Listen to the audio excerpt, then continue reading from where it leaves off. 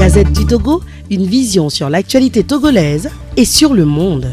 Chers compatriotes, je ne vous raconte pas la barbarie en cours sur la terre de nos aïeux. Vous la vivez et vous en souffrez profondément. Ce n'est pas une fierté pour nous d'exposer à la face du monde les événements rétrogrades qui se déroulent dans notre pays. Cependant, la vérité a besoin de preuves tangibles pour son fondement et sa recevabilité. D'ailleurs, le monde entier vit presque en direct les événements dans notre pays. C'est pourquoi je ne vous parle pas de ces enfants au visage visiblement apeurés que les parents ont pris soin d'abriter dans un champ de manioc loin du village. Je ne dirai rien sur ces femmes abandonnant leur foyer, bagages sur la tête, bébé au dos, etc. Et ce vieillard que la famille a voulu emmener avec elle dans les champs qui déclara: moi, j'ai pris ma part de vie. Au marché du monde, j'ai fini d'acheter et j'ai fini de vendre. Sauvez-vous avant que cela ne soit trop tard. Mais retenez ceci: sur cette terre, le seul événement qui n'est pas une fin est l'événement qui n'a pas eu lieu. Alors, soyez confiants. Au retour, si vous me retrouvez vivant, c'est tant mieux et Dieu merci. Par contre, si vous apprenez ma mort, ne me pleurez pas. À présent, partez et que Dieu vous protège. Nous tenons à présenter nos condoléances les plus sincères aux familles des patriotes tombés au combat pour la libération de notre pays. Aux blessés, nous souhaitons un propre rétablissement.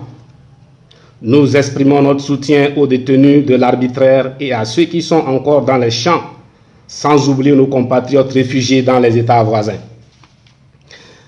Au regard même de l'Antiquité africaine, la régression en termes de gouvernance est assez frappante et très spectaculaire. Le caractère atypique de la gouvernance en cours au Togo explique l'incompréhension entre le peuple togolais martyr et le reste du monde. Mais, depuis le 19 août 2017, le monde entier se fait une opinion propre sur la gouvernance en cours dans notre pays depuis 1963. Nous tenons à remercier les chefs d'État africains et les personnalités du continent pour toutes les initiatives et tous les efforts qui ne cessent de déployer en vue de sortir le Togo de cette crise qui perdure.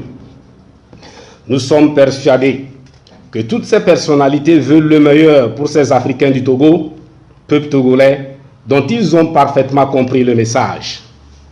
C'est le lieu d'exprimer toute la gratitude du peuple togolais à l'endroit de la France et des États-Unis d'Amérique pour leur prise de position sans ambiguïté aucune en faveur de la défense et du respect des droits de l'homme, notamment la liberté de manifestation et la liberté de réunion, et contre le recours excessif à la force par les forces de sécurité, le recours aux milices financées par le gouvernement pour perturber les manifestations et intimider les civils, la volonté de restreindre la liberté de manifestation et l'arrestation de l'imam Hassan Molla de Sokodé, encore détenu à Kara.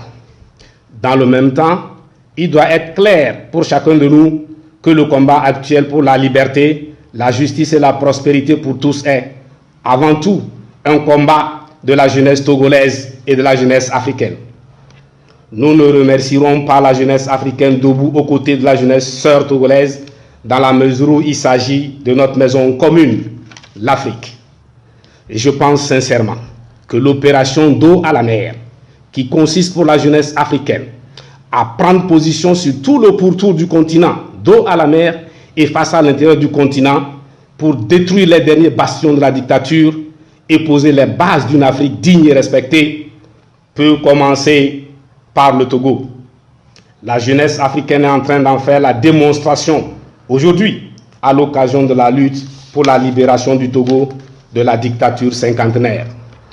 Au moment où nous vous parlons, les violences multiformes et les arrestations continuent. Personne ne sait où les citoyens arrêtés sont détenus. C'est le cas de l'imam Waïdou enlevé à Bafilo. À l'intérieur du pays, la situation est apocalyptique. des villes et des villages désertés par les populations. Peuple en lutte, sur le territoire national, tu as donné le meilleur de toi-même jusqu'au sacrifice suprême. Tu as besoin de récupérer. Cette semaine, et précisément à partir de demain, samedi 28 octobre 2017, la diaspora prend le relais avec l'appui de la jeunesse africaine et les amis de l'Afrique. Afin d'éviter les montages du pouvoir, nous avons renoncé à la marche au pays de la diaspora togolaise en Afrique. Ainsi, le pouvoir n'aura pas l'occasion de nous présenter à la télévision togolaise des camions bourrés de milices armées jusqu'aux dents, comme des Togolais rentrant au pays pour les marches des 7, 8 et 9 novembre 2017. En effet, il y aura pour le samedi 28 octobre 2017, marche au Ghana à Accra, marche au Bénin à Cotonou, marche au Nigeria à Lagos, marche au Niger à Niamey, marche à Düsseldorf en Allemagne, marche à Munich en Allemagne, marche à Hannover en Allemagne, marche au Luxembourg, marche aux États-Unis d'Amérique devant la Maison Blanche. Le dimanche 29 octobre 2017, une marche à Rome en Italie. Le mardi 31 octobre 2017, une marche en Hollande, à La Haye, devant la Cour pénale internationale, la CPI. Le samedi 4 novembre 2017, une marche à Stockholm en Suède. Et dans la semaine des 7, 8, 9 novembre 2017, toute la diaspora aux États-Unis à la Maison Blanche, toute la diaspora en Europe à Bruxelles. Évidemment, les 7, 8 et 9 novembre 2017, il y aura marche sur l'ensemble du territoire national togolais. À cet égard, nous réaffirmons le caractère pacifique des marches. Nous continuons comme nous avons commencé jusqu'à la victoire finale. Nous sommes réconfortés dans notre choix en faveur de la non-violence et les résultats sont concrets et tangibles. Des observateurs internationaux indépendants et reconnus pour leur objectivité seraient les bienvenus en vue de l'observation des marches prochaines. Notons qu'en matière de conquête du pouvoir, il y a ceux qui recherchent le pouvoir pour le pouvoir. Pour eux, le pouvoir a pour finalité le pouvoir. Pour d'autres, le pouvoir est recherché pour l'épanouissement du peuple et pour le développement qui passe par la liberté, la justice et la prospérité pour tous. Les premiers n'ont pas le choix de leurs armes, pourvu qu'ils atteignent leur fin, le pouvoir. Les seconds, eux, puisqu'ils sont humanistes, ont pour arme la non-violence. Et elle est très efficace, croyez-moi.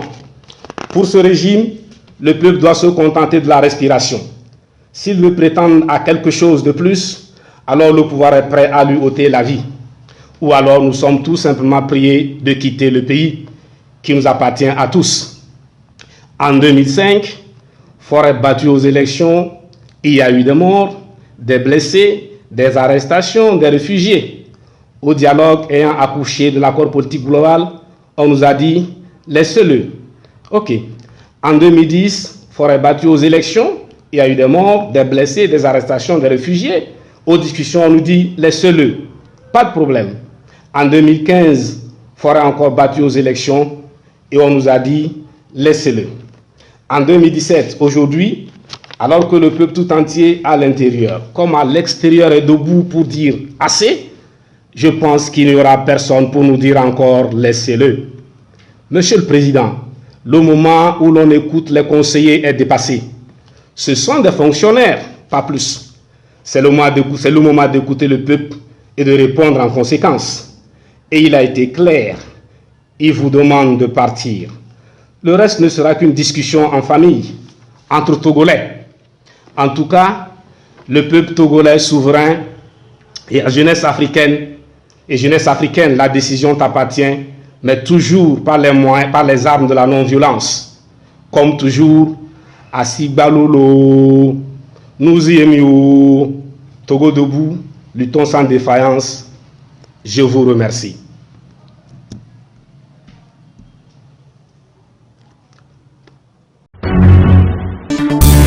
La Gazette du Togo, une vision sur l'actualité togolaise et sur le monde.